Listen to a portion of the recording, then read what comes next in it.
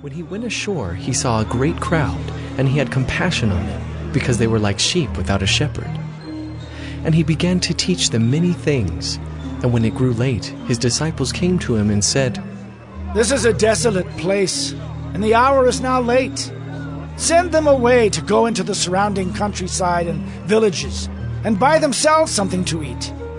But he answered them, "You give them something to eat." And they said to him, "Shall we go and buy 200 denarii worth of bread and give it to them to eat?" And he said to them, "How many loaves do you have? Go and see." And when they had found out, they said, 5 and 2 fish. Then he commanded them all to sit down in groups on the green grass. So they sat down in groups by hundreds and by 50s.